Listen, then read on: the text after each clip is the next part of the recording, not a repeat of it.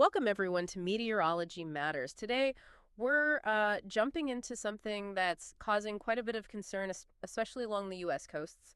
We're seeing this surprising and honestly pretty alarming surge in certain bacterial infections. And this isn't just some small local thing. It seems deeply connected to our environment and, crucially for us, to weather patterns.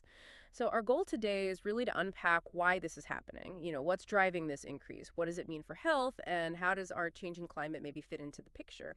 It feels pretty urgent and definitely something we need to get our heads around.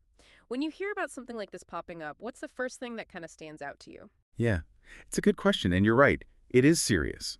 And as you said, quite unusual, especially the scale and the timing we're seeing right now. So today, we really want to pull together what we currently understand about this. That means looking at the risks, sure, but also digging into the environmental side. What conditions, what weather factors are sort of lining up to create this situation? It's this complex link, really, between the ocean, the weather, and, well, our health. We need to explore that. Okay, let's definitely unpack this then. The numbers themselves are pretty stark. They really grab your attention and show something is shifting. Just this year, we've already had at least 5 deaths in Florida linked to these infections. Louisiana has reported 4 deaths, and there was another one in North Carolina's Outer Banks. These aren't just numbers, obviously. It's tragic. Absolutely tragic. And it points to how aggressive this can be. Exactly. And that's just the fatalities. If you look at the actual case counts, Florida's already at 16 confirmed cases this year. Louisiana has seen 17, which is, well, apparently higher than their usual annual average already. Which is really something, isn't it? Surpassing the whole year's average so early on. It tells you something's different. Yeah. And North Carolina has 7 cases. Mississippi's recorded 3. Now, okay, historically, these infections are considered rare. We should be clear about that. But the increase and how widespread it seems to be right now, that's what's really notable. It feels different. It really does. And it's not just one little spot. No, exactly. Within Florida, for instance, these cases aren't clustered in one tiny area. We're talking Bay County up in the Panhandle, then down in Hillsborough County, the Tampa area, right there on the Gulf of Mexico coast, then further south, Broward County in southeastern Florida, and even up the Atlantic side, St. Johns County near Jacksonville. So it's covering a lot of coastline. A huge amount. It suggests something more systemic is going on, not just a localized outbreak. Right. And this really isn't business as usual. Like Antarpreet Jidla, who's an expert in this at the University of Florida, he said it's certainly not normal. And his words were, something is off this year.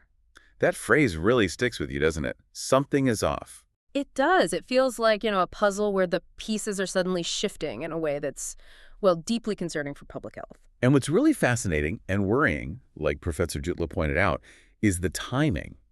He specifically said, we haven't had that many cases early on in the summer for a very long time. Early on, that's the key part. That's the key. This isn't the usual pattern of maybe seeing cases peak later when water's warmest. Yeah. This is happening now, at the start.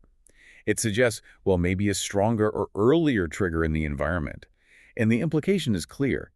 Even a small rise in something this rare, but this potentially deadly, needs serious attention. It points to maybe a fundamental shift in the conditions that usually keep these numbers low. Okay, so what is the culprit here? What are we actually dealing with? Right. The bacterium we're focusing on is called Vibrio vulnificus, and it's directly linked to that severe condition, necrotizing fasciitis, which, people often hear referred to as flesh-eating disease. That's the term most people recognize, I think. Chilling. It is. And it immediately brings up that critical question, right? Beyond just warm water, what specific environmental factors are pushing this particular bacteria so hard, so early this year? What's really at play? That's exactly where we need to go. Let's get into the bacterium itself. To really understand the threat, we need to know what Vibrio vulnificus actually is. First off, it's important to know it's just one type within a really big family. There are over 200 species of Vibrio bacteria. That's according to Rita Colwell, a microbiology professor emerita. A huge family, yeah. And most of them, thankfully, aren't harmful to us humans. Many are harmless or cause mild issues. Some don't even affect people at all, just animals. That's a crucial distinction. It is, because if you look at the bigger picture, the Cleveland Clinic says Vibrio bacteria overall cause maybe 80,000 infections a year in the U.S. That sounds like a lot, but the vast majority of those are stomach bugs. Diarrhea, cramps, nausea, relatively mild stuff usually. Gastrointestinal issues, mostly. Exactly. It's only a tiny fraction of those, maybe 100 to 200 cases a year typically, that are caused by this specific one, Vibrio vulnificus. Other types, like Vibrio parahemolyticus or alginolyticus, are more common culprits for those stomach illnesses. And then, of course, there's Vibrio cholerae, which causes cholera, a totally different, severe diarrheal disease. Right. Linked mostly to contaminated water. So in this big Vibrio family, vulnificus really stands out because of how uniquely dangerous it can be, which is why we're focusing on it so much today. And connecting it back to public health, understanding how it works, how it gets in and does damage, is just, it's paramount. There are basically two main ways this bacterium gets into the body. The first one, and maybe the most relevant for these coastal surges we're seeing, is through breaks in the skin, open wounds. And that doesn't have to be a huge injury, right? Not at all. It could be a small cut, a scrape, maybe a puncture from stepping on a shell, even just skin that's been waterlogged for a while and weakened. Once it gets past that skin barrier, it can multiply incredibly fast. And it releases toxins that cause the surrounding tissue to die, to necrotize. That's what leads to the necrotizing fasciitis, the flesh-eating infection. It progresses so quickly. Terrifying. And the second way? The second main route is eating contaminated food, particularly raw or undercooked shellfish. And oysters are the classic example here. Oysters filter a lot of water, so if the water has Vibrio vulnificus, the bacteria can get concentrated in their tissues. Ah, okay. And it's worth noting, for some of these recent cases in Florida, they're still figuring out exactly how the person got infected. Was it a wound in the water, or was it something they ate? So sometimes it's not immediately clear. Sometimes it takes investigation. Yeah. But the speed and severity, regardless of how it gets in, that's what's really alarming. Unlike infections that might take days to show up, signs of Vibrio vulnificus can appear really fast. We're talking maybe just a few hours after exposure. A few hours. Wow. What are those signs? You'd look for rapidly spreading redness around a wound area, significant swelling, and sometimes these very distinct bullseye blisters can form. And crucially, there's usually intense pain that feels much worse than the wound looks. Okay, intense pain is a key warning sign then. Definitely. But the biggest danger is if it moves beyond the local tissue. If it gets into the bloodstream, which it can do very quickly, it leads to sepsis. Right, we mentioned sepsis earlier. That's the body's overwhelming response to infection. Exactly. A systemic inflammation that can shut down organs, gets high fever, chills, a really dangerous drop in blood pressure. And without immediate aggressive treatment, sepsis can lead to shock, organ failure, and, well, death. And the death rate is high, isn't it? It's incredibly high for a bacterial infection. The CDC figures suggest about 1 in 5 people infected with Vibrio vulnificus die. 1 in 5. That really puts the current increase in cases into perspective. It highlights why even a relatively small number of extra cases is a major public health concern. Absolutely. And are some people more at risk than others? Yes, definitely. While anyone can get infected, certain groups are much more vulnerable to severe illness. People with chronic liver disease, especially cirrhosis, are at very high risk. Their liver can't filter the bacteria out effectively. Okay, liver disease is a big word. A huge one. Also, people with weakened immune systems. That could be due to conditions like cancer or HIV, or because they're taking immunosuppressant drugs. Makes sense. Their defenses are down. Right. And older adults, generally folks over 65, are also at higher risk. It's often a mix of potentially weaker immune function and other underlying health issues. And Dr. Norman Beatty, who's an infectious disease doctor at University of Florida Health, he really emphasized how little exposure it can take for these vulnerable people. He said even a brief exposure could be enough to kick off a serious infection. So it's not like you have to swim for hours. A quick dip could be risky for someone vulnerable with a small cut. Potentially, yes. If the bacteria is present in the water and there's a way in, even a tiny one, the risk is there, especially for those high-risk groups. Okay, this is where, for me, it gets really interesting and where our focus on meteorology really matters. We need to connect the dots now between this bacteria's behavior and the bigger environmental picture, the weather picture. And the absolute key factor, the foundation, seems to be warm seawater, right? Unquestionably. Vibrio vulnificus thrives in warm water. It's not just a preference, it's practically a requirement for it to grow and multiply rapidly. It's thermophilic heat-loving. So as ocean temperatures rise globally, what does that mean for this bacteria? It means its potential habitat is expanding. We're seeing this play out already, cases that used to be pretty much limited to the warmer waters, like the Gulf of Mexico and the Southeast Atlantic coast. In recent years, we've seen reports much farther north, places like New York, Connecticut, Maryland. Wow, so the bacteria is essentially moving north as the water warms. It seems that way. It's like its comfort zone is shifting poleward. And that brings it into contact with populations that maybe didn't face this specific risk as much before. It really drives home how climate change isn't just about distant ice caps. It has direct health impacts, bringing new threats closer. Absolutely. But warm water is sort of the baseline requirement. The question then becomes, what specific weather events act like an amplifier? What turns that background risk into an acute spike? And that's where hurricanes come in. They are a critical piece of this puzzle. Okay, the hurricane connection. Tell us about that. Experts have consistently seen jumps in Vibrio vulnificus infections right after major hurricanes hit coastal areas. Just thinking back to last year, Florida had 82 cases total, which is high. 82, wow. Yeah, and the strong thinking is that number was likely boosted by what they called an extremely active hurricane season. So why? What do hurricanes actually do that helps the bacteria? It's a few things working together. First, the storm surge itself. That massive push of water can churn up sediment from the seabed where bacteria might be concentrated, bringing it into the water column and closer to shore. Okay, stirs things up. Right. Second, the flooding. Heavy rain, overflowing rivers, storm surge. It all creates this mix of seawater and freshwater runoff. That brackish water environment is often ideal for Vibrio growth. Plus, flooding can overwhelm sewage systems. You get untreated wastewater mixing in, which adds nutrients and potentially more bacteria. Not a good combination. Definitely not.